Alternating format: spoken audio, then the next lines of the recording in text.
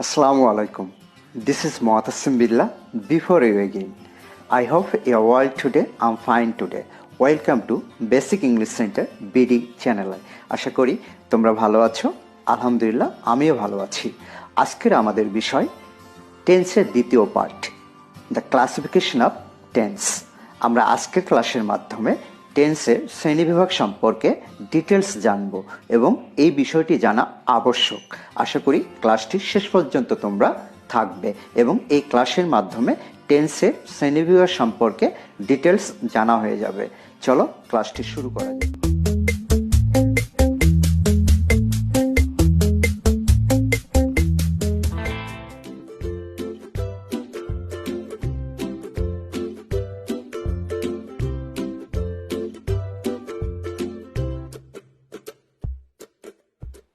ক্লাসটি শুরু করার পূর্বে তোমাদেরকে একটু রিকোয়েস্ট করব, যারা তোমরা টেন্সের পার্ট 1 এই ভিডিওটি যারা দেখোনি আমার ইউটিউব চ্যানেলে, তারা অবশ্যই দেখে নিবে।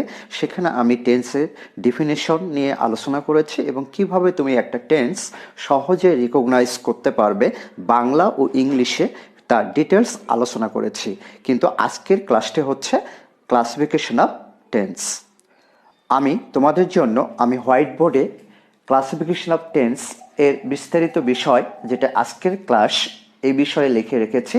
তোমরা অবশ্যই এই ক্লাসের মধ্যে মনোযোগ দিবে এবং বোঝার চেষ্টা করবে। প্রথম কথা হচ্ছে টেন্স কত প্রকার, how many kinds of tense. আমরা সকলে জানি মেইনলি টেন্স 3 প্রকার। কি কি? 1 নাম্বার হচ্ছে প্রেজেন্ট, 2 নাম্বার হচ্ছে পাস্ট ও 3 নাম্বার হচ্ছে ফিউচার। তাহলে টেন্স প্রধানত 3 প্রকার: প্রেজেন্ট, পাস্ট, ফিউচার। এর আগের ক্লাসে বলেছি টেন্স আসলে 2 প্রকার। ফিউচার বলে কোনো টেন্স নেই। ফিউচারকে বোঝানোর জন্য আমরা বিভিন্ন ধরনের ভার্ব ইউজ করে থাকি, মডাল ভার্ব, অক্সিলারি ভার্ব। কিন্তু টেন্স কাকে বলে এর আগের ক্লাসে বলে দিয়েছি যে টেন্স হচ্ছে ক্রিয়া পরিবর্তনকে টেন্স বলে, অর্থাৎ ভার্ব যে রূপান্তর হয় একে বলা হয় টেন্স। আর একটি ভার্ব সাধারণত 2টি ফর্মে রূপান্তর হয়, প্রেজেন্ট অ্যান্ড পাস্ট। কিন্তু ফিউচারের ক্ষেত্রে ভার্বের কোনো পরিবর্তন হয় না।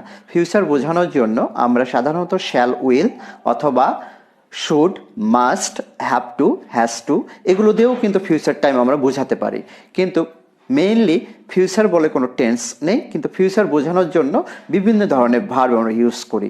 তারপরেও আমরা জানি উপমহাদেশে আমরা টেন্সকে সাধারণত দেখা যাচ্ছে 3 প্রকার। দেয়ার আর 3 কাইন্ডস অফ টেন্স মেইনলি পড়ে থাকি, সেগুলো হচ্ছে প্রেজেন্ট, পাস্ট এবং পরবর্তীতে ফিউচার। তো সাধারণত বিষয় হচ্ছে এটাই, আমরা মনে করব যে টেন্স প্রধানত 3 প্রকার: প্রেজেন্ট, পাস্ট এবং ফিউচার। প্রত্যেকটা টেন্সকে আবার 4টি টাইপে বা স্পেক্টে প্রকাশ করা হয়, বা 4টি ধরন রয়েছে। প্রত্যেকটা মেইন টেন্সের 4টি ধরন রয়েছে। আমরা একটু দেখে নিই সেই 4টি ধরন।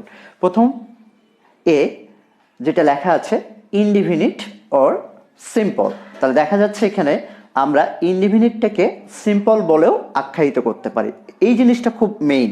অনেক স্টুডেন্ট তোমাদের মতো শুধু জাস্ট জানে ইনডিফিনিট, কিন্তু এটাকে সিম্পল বলেও কিন্তু কি করা হয়, বলা হয়ে থাকে। তো দ্বিতীয় বি নাম্বারে দেখতেছি কন্টিনিউয়াস অর প্রোগ্রেসিভ। তাহলে দেখা যাচ্ছে এখানে আরেকটা নতুন একটা বিষয় আমরা এখানে জানতে পারতেছি যে কন্টিনিউয়াসকে আমরা প্রোগ্রেসিভ বলেও আখ্যায়িত করতে পারি। তাহলে অনেক স্টুডেন্ট কিন্তু জানে না যে কন্টিনিউয়াসের আরেকটি নাম হচ্ছে প্রোগ্রেসিভ। তো অবশ্যই এটা মেমোরাইজ করতে হবে আমাদেরকে। এরপরে যেটা সি নাম্বারে রয়েছে, আমরা বলতে পারি পারফেক্ট কন্টিনিউয়াস অর বলতে পারি পারফেক্ট প্রোগ্রেসিভ। তাহলে দেখা যাচ্ছে এখানে আরেকটা নিয়ম আসতেছে, আরেকটা আমরা নতুনত্ব পাচ্ছি। সেখানে কি, যে এই যে পারফেক্ট প্রোগ্রেসিভ, অনেক স্টুডেন্ট কিন্তু তোমাদের মতো শুধু জাস্ট পারফেক্ট কন্টিনিউয়াস বলে থাকে।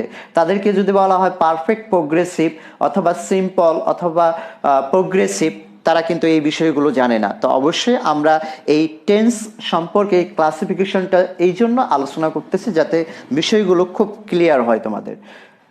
ডি অর্থাৎ 4 নম্বরে বলা যেতে পারে যেটা, সেটা হচ্ছে পারফেক্ট। তাহলে আমরা এখানে সাধারণ নিয়মে আমরা অনেক স্টুডেন্ট বিষয়টা জানি, ইনডিফিনিট, কন্টিনিউয়াস, তারপরে বলি পারফেক্ট, তারপরে বলি পারফেক্ট কন্টিনিউয়াস।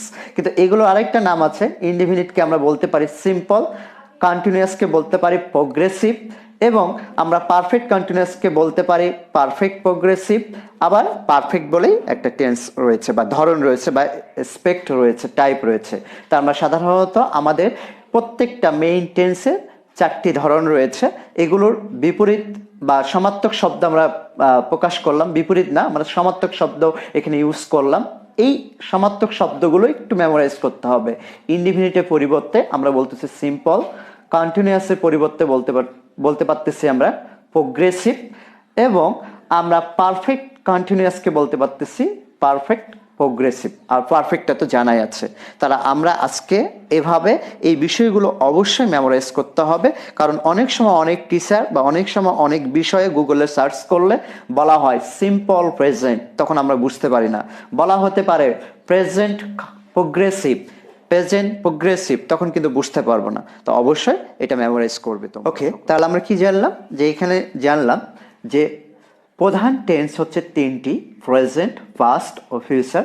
প্রত্যেকটি টেন্সকে 4টি ভাগে ভাগ করা হয়েছে। প্রত্যেকটা টেন্সের ভিতরে 4টি ধরন রয়েছে, এবং সেই ধরনগুলো হচ্ছে indefinite or simple, continuous or progressive, perfect continuous or perfect progressive, ও লাস্ট হচ্ছে পারফেক্ট। তাহলে আমরা বলতে পারি এভাবে যে প্রত্যেকটা টেন্স এইখানে টোটালি দেখা যাচ্ছে 3 4 12, মেইনলি 3 ও প্রত্যেকটার ভিতরে 4টি, তাহলে টোটাল টেন্স দাঁড়াচ্ছে 3 4 12। তাহলে অনেকে আমরা বলে থাকি টেন্স দেয়ার আর 12 কাইন্ডস।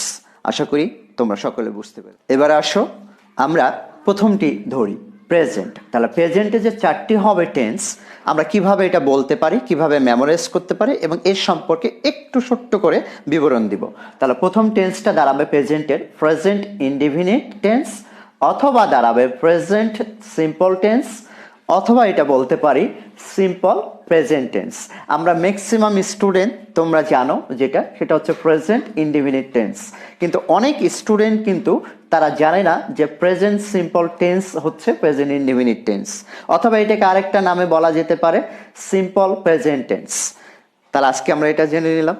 এখন কথা হচ্ছে যে এই টেন্সটা কোন বাক্যগুলো আসবে, প্রেজেন্ট সিম্পল টেন্স অথবা প্রেজেন্ট ইনডিফিনিট টেন্স আমরা কখন কোন বাক্যগুলোকে বলবো। সাধারণত বর্তমানে যেগুলো আমাদের ইউনিভার্সাল ট্রুথ, চিরন্তন সত্য, অথবা হ্যাবিচুয়াল ট্রুথ অর্থাৎ অভ্যাসগত সত্য, যেমন যদি বলি যে সূর্য পূর্ব দিকে ওঠে, the sun rises in the east, এই বাক্যটা হচ্ছে চিরন্তন সত্য।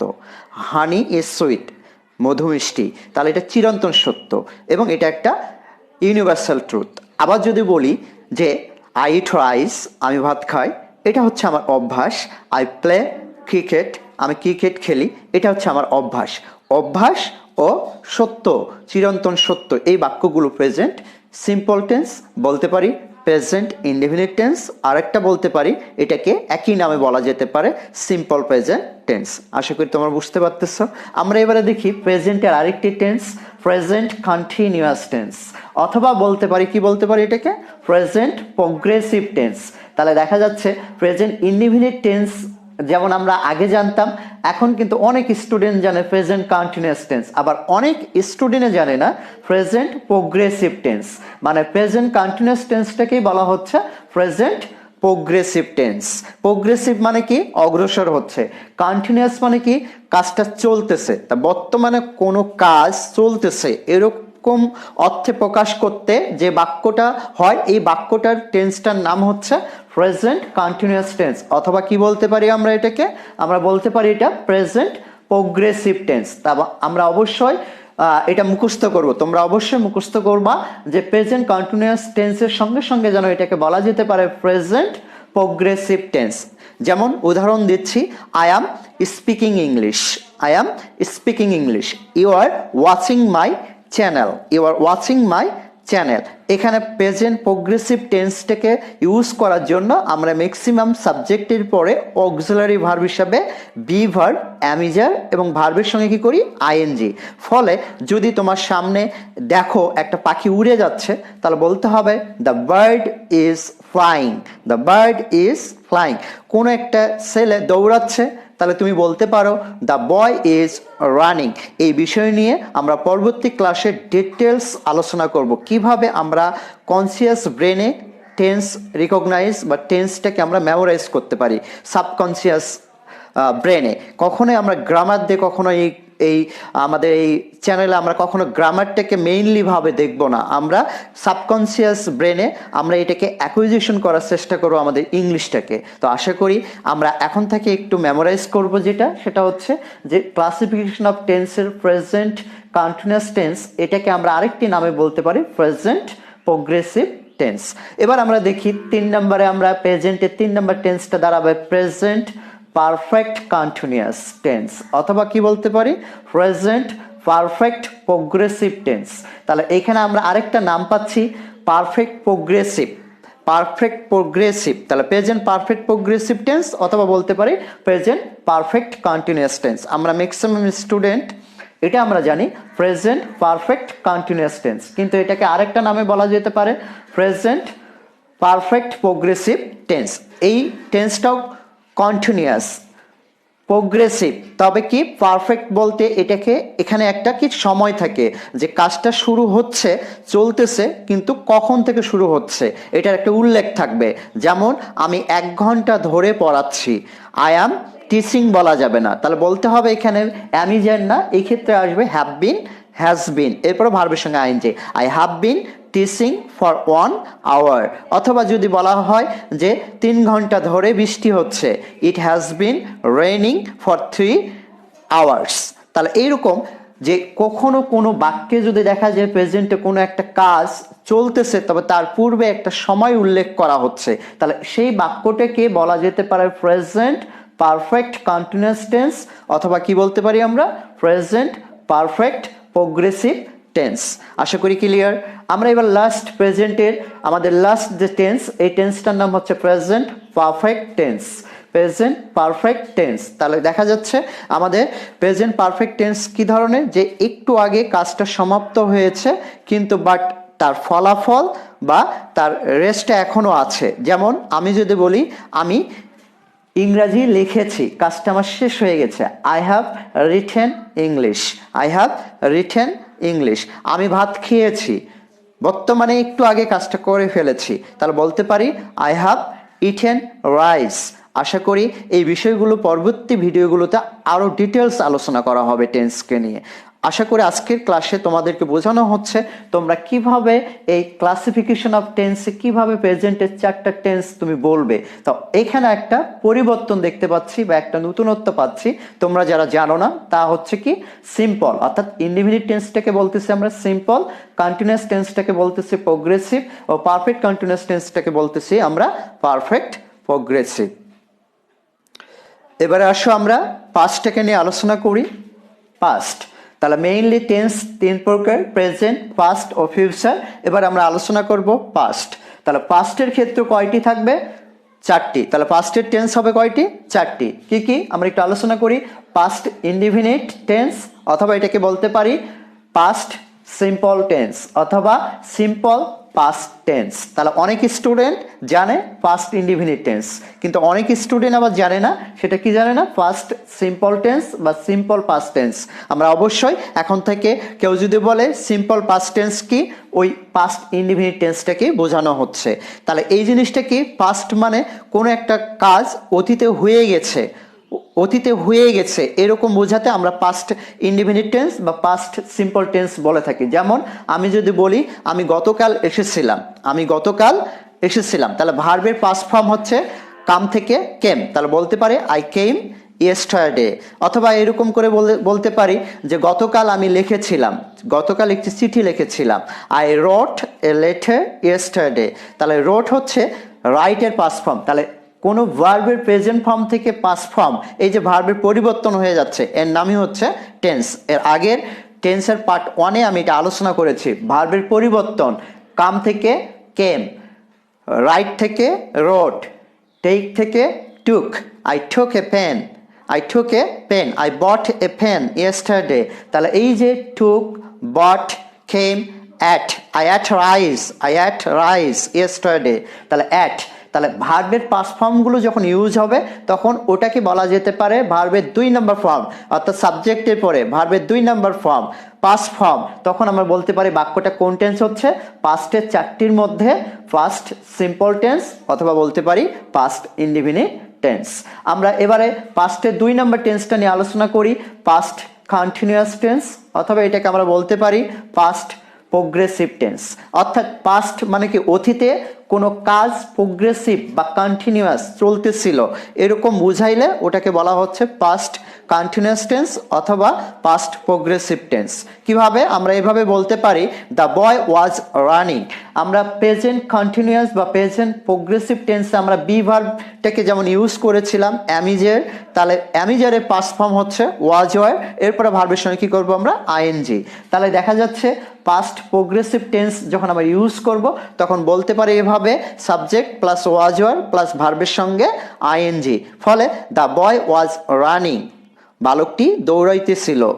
দ্য ম্যান ওয়াজ ওয়াকিং, মানুষটি কি করতেছিল, ওয়াকিং হাঁটতেছিল। ঠিক এরকমই আমরা পাস্ট কন্টিনিউয়াস টেন্স বলতে পারি ওটাকে আবার past progressive tense.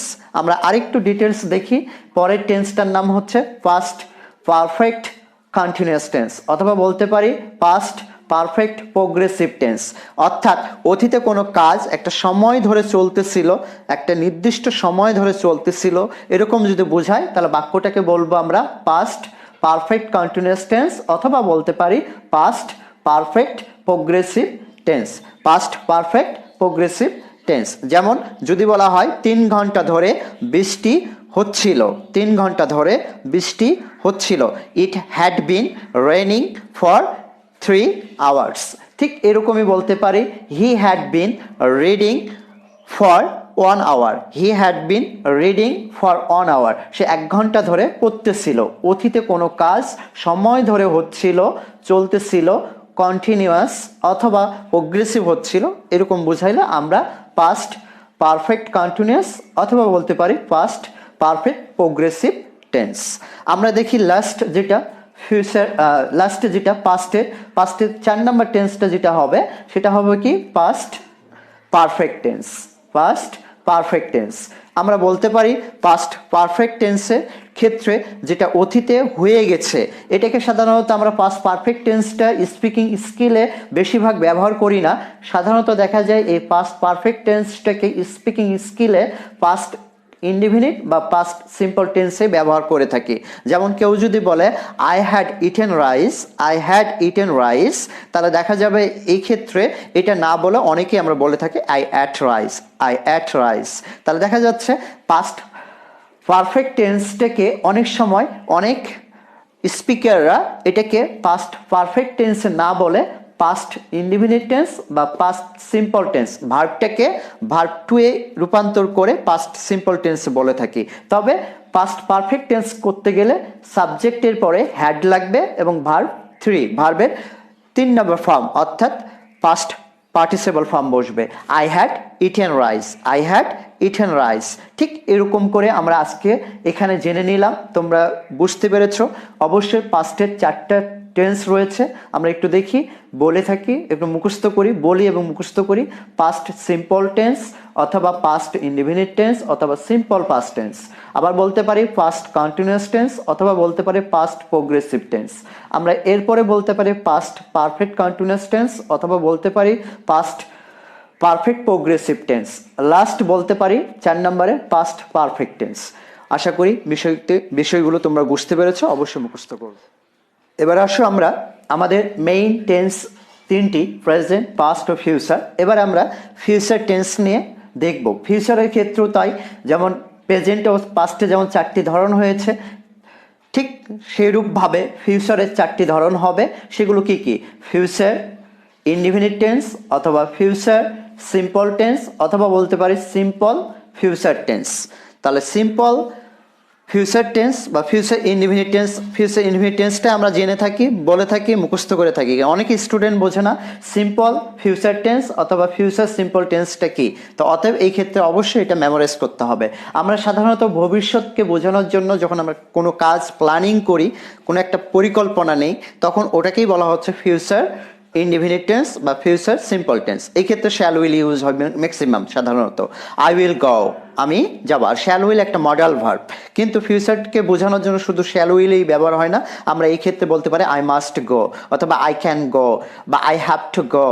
I have to go, আমাকে যেতেই হবে। এই বিষয়গুলো অবশ্যই পরবর্তী ক্লাসগুলোতে আলোচনা করা হবে। তবে আজকে আমরা এটা মুখস্থ করব যে ফিউচার সিম্পল টেন্স কোন টেন্সকে বোঝায়, ফিউচার ইনডিফিনিট টেন্সকে বোঝায়। আমরা যদি বলি future continuous tense, 2 number, future continuous tense মানে হচ্ছে ফিউচার প্রোগ্রেসিভ টেন্স। কোনো কাজ ভবিষ্যতে চলতে থাকবে এরকম প্রকাশ করতে যে টেন্স হয়ে থাকে সেটা হচ্ছে ফিউচার কন্টিনিউয়াস টেন্স বা ফিউচার প্রোগ্রেসিভ টেন্স। যেমন আমরা এই ক্ষেত্রে বলতে পারি আই উইল বি গোয়িং, আমি যাইতে থাকিব, আই উইল বি গোয়িং, অথবা I will be running, I will be teaching. ঠিক এরকম একটা বিষয়। আমরা 3 নাম্বারটা দেখি ফিউচার পারফেক্ট কন্টিনিউয়াস টেন্স অথবা ফিউচার পারফেক্ট প্রোগ্রেসিভ টেন্স। তাহলে এখানে দেখা যাচ্ছে পারফেক্ট কন্টিনিউয়াসটা আমরা জানি, কিন্তু এখন থেকে জেনে নিলাম যে পারফেক্ট কন্টিনিউয়াসকে আমরা বলতে পারি পারফেক্ট প্রোগ্রেসিভ টেন্স। এই জিনিসটা কি, পারফেক্ট প্রোগ্রেসিভ টেন্স বা পারফেক্ট কন্টিনিউয়াস টেন্সটা হচ্ছে নির্দিষ্ট একটা সময় থাকবে এবং সময়টা কি উল্লেখ থাকবে। এরকম যদি উল্লেখ থেকে যদি কোনো কাজ ভবিষ্যতে চলতে থাকে সেই ক্ষেত্রে ওই টেন্সটাকে বলবো ফিউচার পারফেক্ট কন্টিনিউয়াস টেন্স, অথবা বলতে পারি ফিউচার পারফেক্ট প্রোগ্রেসিভ টেন্স। আশা করি বিষয়গুলো অবশ্যই মেমোরাইজ করবে তোমরা। আমরা দেখি last future perfect tense. Future perfect tense কি, যে ফিউচার পারফেক্ট টেন্সটা কিন্তু আমাদের খুব ব্যবহার বলতে স্পিকিং, রিডিং ও রাইটিংয়ে খুব কম। ফিউচার পারফেক্ট কন্টিনিউয়াস টেন্সের ব্যবহার স্পিকিং, রিডিং ও রাইটিংয়ে খুবই কম, তারপরেও জেনে রাখা দরকার। তাহলে ফিউচারের 4টি হচ্ছে কি কি টেন্স, আমরা আরেকটু রিভিউ করে নেই। Future indefinite tense, future continuous tense বা future progressive tense, future perfect continuous tense, অথবা বলতে পারি future perfect progressive tense. Last বলতে পারি ফিউচার পারফেক্ট টেন্স। তো আজকের ক্লাসের মাধ্যমে আমরা জেনে নিলাম যে আমাদের ক্লাসিফিকেশন অফ টেন্স। তোমাদের ক্লাসটি কেমন লাগলো, কেমন তোমরা বুঝতে পারলে অবশ্যই কমেন্টস বক্সে অবশ্যই জানাবে। ভিডিওটি যদি ভালো লাগে অবশ্যই লাইক দিবে। ঠিক আছে, আজকে আর না, পরবর্তী ক্লাসে তোমাদের সঙ্গে আবারও দেখা হবে। সেই পর্যন্ত ভালো থাকো, আল্লাহ হাফেজ।